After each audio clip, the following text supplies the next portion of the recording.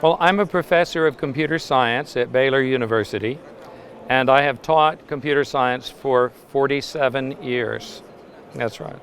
Of course, I've studied much longer than that.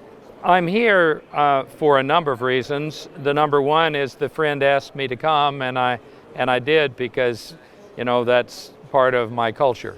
There are some wonderful people in this land who care very much about the next generation and for them to fully develop, and so I came here to to speak and to encourage that effort. The ICPC, the International Collegiate Programming Contest, got its start in 1970 and went through a few transformations. In 84 or 85, because my youngest daughter was being born, I actually wrote a manual on how to do it, and so that's the form of the ICPC today. Well, in the early 90s, I met a man named Vladimir Parfenov, and he's a professor at ITMO, which was called IFMO back then. And he proposed that we expand the ICPC to Russia, and we were delighted to do that.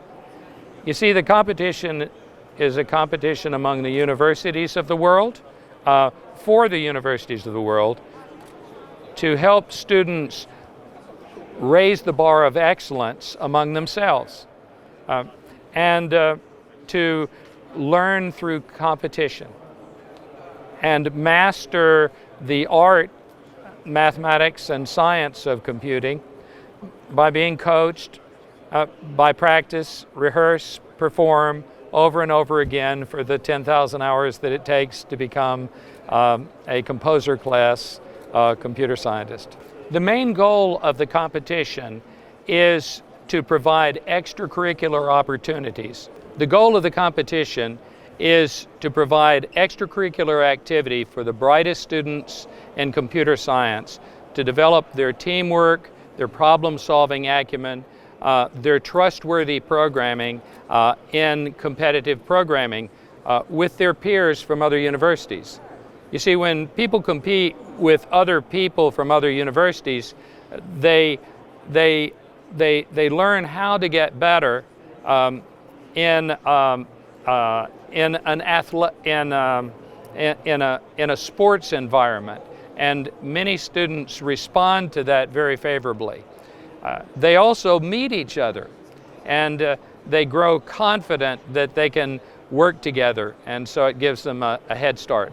Well, artificial intelligence is one of the disciplines that these students study. So some of the problems that we give are artificial intelligence problems.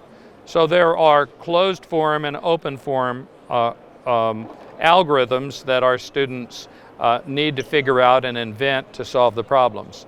A closed form algorithm would be an algorithm that computes an answer, okay? And an open form algorithm is one that computes a better answer the longer it runs. AI is computing a better answer the longer that it runs. Well, artificial intelligence initially were ideas. We did not have the computational capability of bringing any of these things to life. You see, you have the idea, but you have to be able to engineer a solution. So what happened over those 50 years is that as computational capability increased, as our algorithmic understanding increased, then we were able to bring to life not only new solutions and new technologies, but new questions to answer. You see, one of the beautiful things about technology is that it creates new problems to solve, and hopefully they're more helpful problems than the problems of old. Again, AI is a rather broad term. It now includes robotics. It includes enhanced intelligence. It includes collection of information so that you can make effective decisions. My goodness, it actually includes almost everything in computer science when you get right down to it.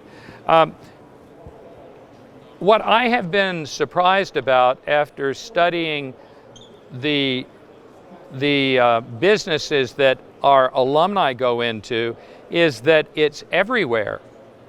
You see, but the problem is that there's not enough HI to drive the AI. You see, because it's human intelligence that brings AI products to life. We have not figured out how to automatically generate an AI for a particular application, and if we did, then we'd have to have human intelligence driving that process. To build a human intelligence able to do this takes 25 years. Okay, so when you talk about machine learning taking a month, 3 months, a year before it becomes productive, think about children. You see, one of the most important things about the digital renaissance is our wealth comes from us, from people. And we need to make sure that all people have the opportunity to participate or benefit, and that means good nutrition, it means gameplay, it means helping children define boundaries for themselves so that they can become productive, what I call investor citizens.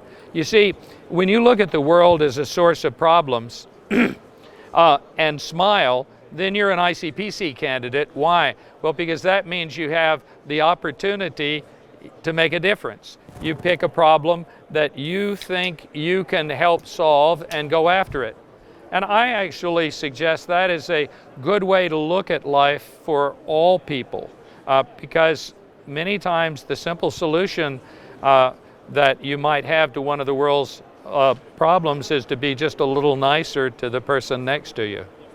The Turing Test that came about in the 50s was simply a test to see if we could ever build a computer system that could have a conversation with a human being not knowing that it was a computer.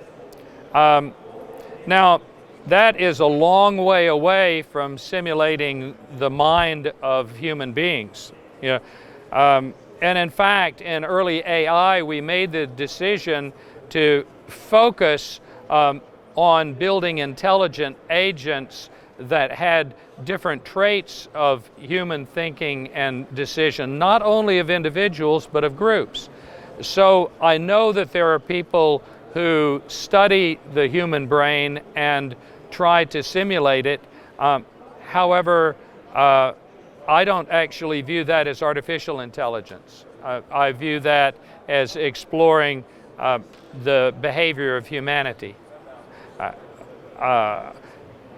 In artificial intelligence, we're simply trying to increase our ability to understand the world that we're in and how to operate in that world more effectively. So part of artificial intelligence that we probably should work on are intelligent ethics, one of the areas that people are looking at. Because if we don't have healthy boundaries, we won't choose the right problems to solve.